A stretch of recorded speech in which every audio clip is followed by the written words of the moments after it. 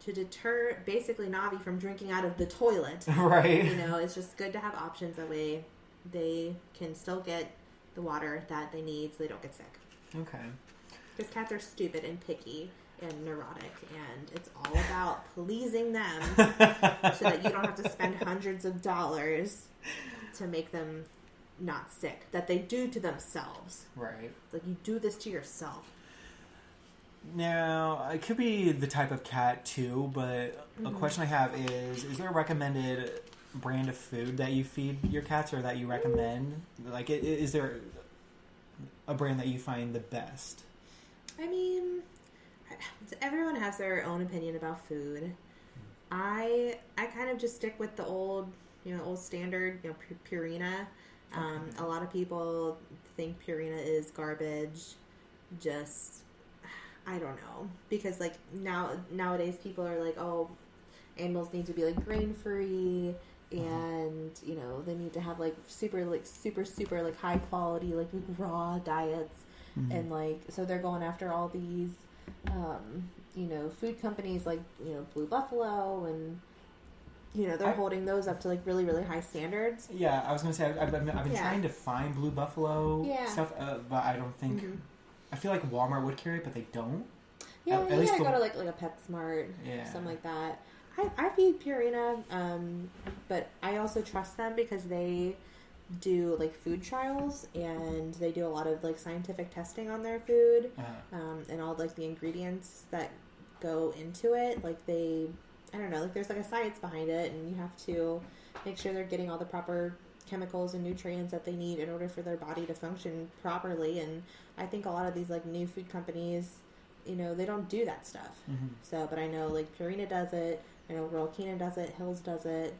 And so, like, if I can see, like science and, like, figures behind, their food, like, formula, then I trust it, and I'll keep feeding it to my babies. Okay. Yeah, because I feed my cats Purina. It's like it's not like the bright green bag, but it's like the navy green bag. Okay. So it's like indoor. I think so. Something like that. It helps with... It claims it helps with hairballs, but... Well, it's probably like a weight management type too, because like indoor cats don't need as many calories or carbs. Mm-hmm. So, yeah, I think that's a good option for them. Now, I have to know... Why is the first ingredient so important? Like, when these commercials... That's fake news. I was going to say, guys, I always see, like, whatever ingredient is, it's the first ingredient. It makes me feel so... It makes my cat feel so important. They can put whatever ingredient they want to first on the label. Exactly. It, like, literally doesn't mean anything. Why does the first ingredient matter? Like, why is it... I don't know. I mean, like, yeah, you can show that the first ingredient is chicken, but then, like, if the next 10 ingredients are, like, I don't know, like... Red dye 10. Exactly. Like, it's like, then that first ingredient does not matter. Right. If the rest of your ingredients are garbage. Sorry. That's the tea on that. Okay, so I was thinking of, along with the water deal, I first noticed this at my mom's house. Some of her cats would move the water bowl first before taking a drink. My stepdad, like, put it together like maybe they don't have any depth perception. I remember talking about this with you. Because King does the same thing with the water. He pushes it, like, sometimes he'll even spill the bowl. Yeah. It was like, what's your point? So... I mean, I think that's just a stupid thing that cats do. Like, they're assholes. Like, do you believe that they don't have depth perception? I think they probably have better depth perception than we do. It's so weird. Yeah, I think... Well, because think about it. Like, cats' eyesight is 10 times better than ours. And just, like, the way their heads are shaped. Like, they're built for hunting, and you have to have good depth perception in order to be a good hunter. Right. So I think the whole moving the water thing around is A, they're assholes. B, I think they are very particular about their whiskers, like, touching certain things. Because their whiskers have a lot of nerves, and they're very sensitive. And so if they're going to get a drink and their whiskers are touching the bowl, I think to them that is, like, probably a very weird sensation. And so they're trying to, like, move the bowl thinking it's going to, help their whiskers. You are filling my head with so much knowledge. Oh my god. I'm a genius. The Cat Whisperer. Call me Jackson Galaxy. I was gonna say. Do you watch that? I want to marry that man. Okay, tell me. That's Daddy. What's some stories or something that you are fascinated? Something that you've learned from that show. We're talking about My Cat from Hell. I mean, basically just like cat aggression.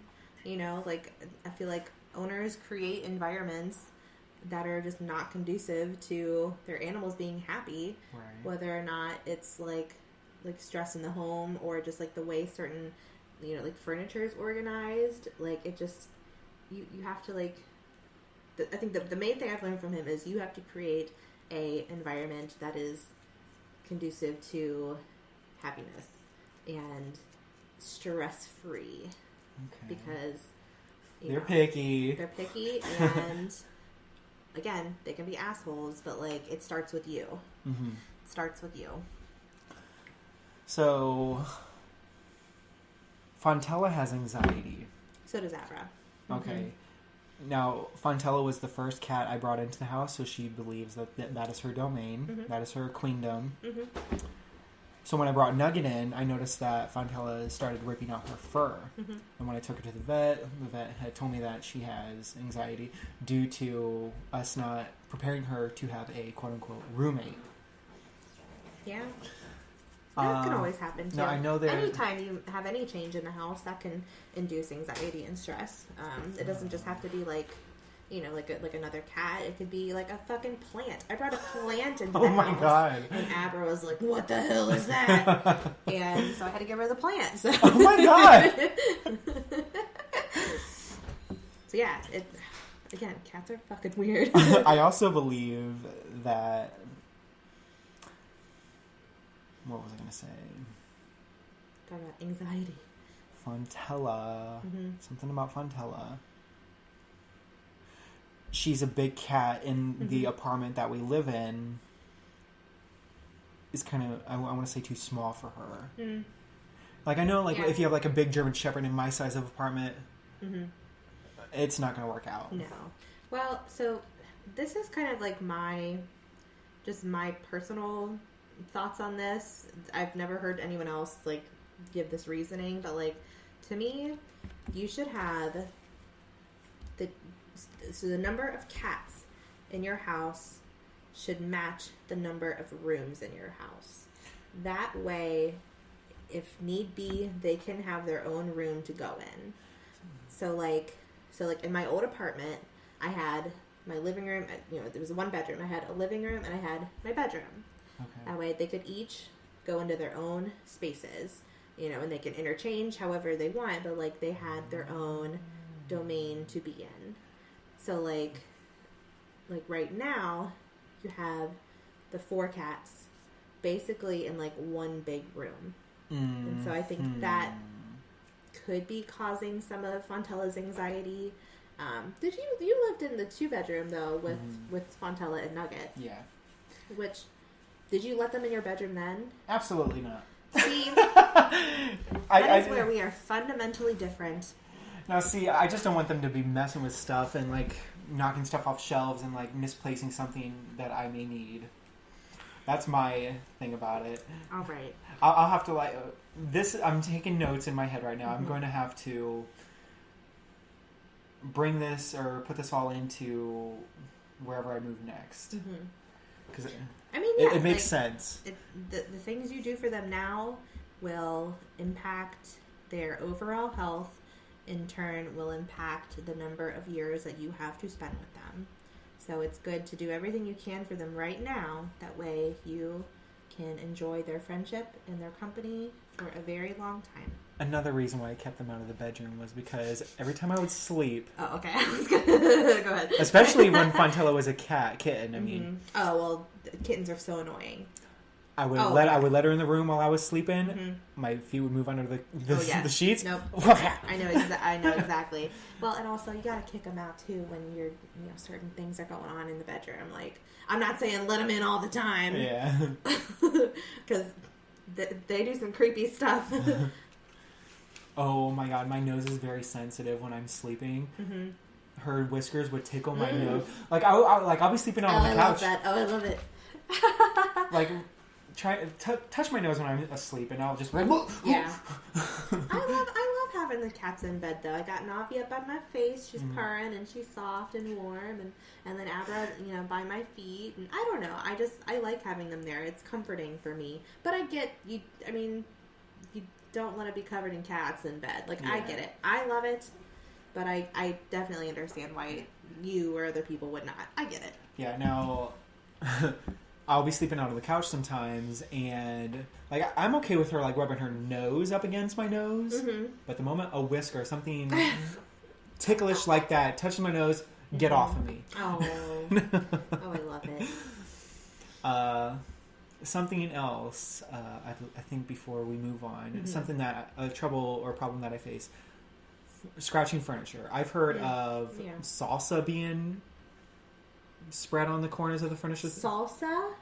Not like a good amount to where it'll stain the furniture. Okay. But like kind of watered down-ish. Oh, I have never heard of that. You can, there is, I think it's citronella, like spray. I guess to them smells really awful. Mm-hmm. You can spray that on areas that you don't want them to either like be near or claw. Okay. I know some people do that like on their like kitchen counters. They'll like wipe down their counters with that, and I guess it's just real stanky and they don't like it.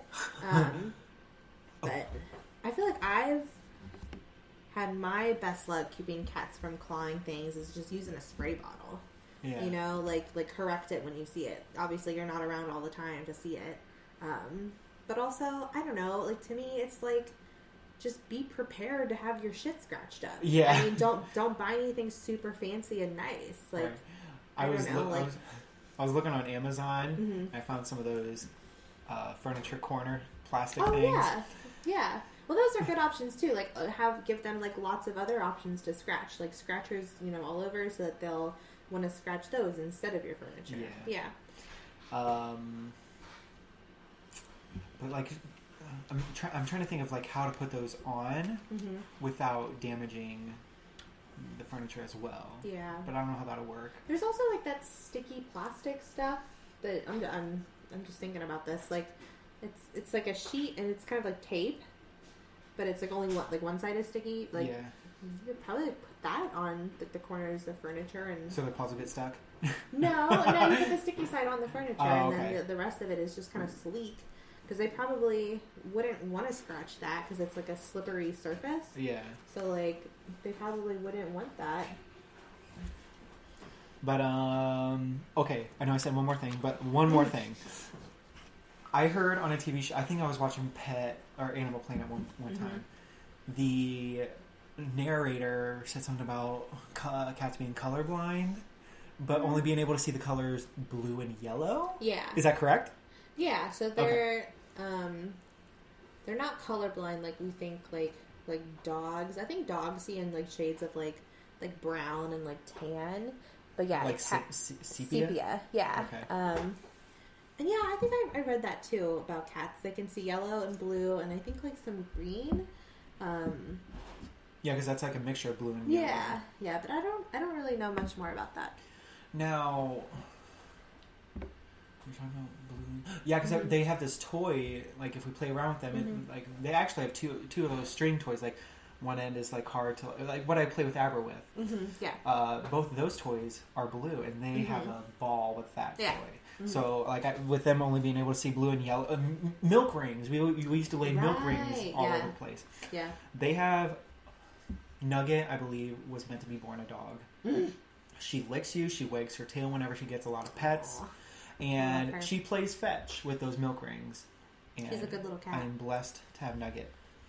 Okay, so that's all I have. That's enough about cats. I'm surprised Brandon didn't sneeze when he walked in here. That was half the episode talking about damn cats. You're welcome. I mean, that's like the biggest part of my life, so. Me too. Okay, so we got Ted Bundy on deck. Ooh. You've My watched... Man. Okay, My so Man. is there a movie and a series on Netflix? Yeah, so there's like a docu-series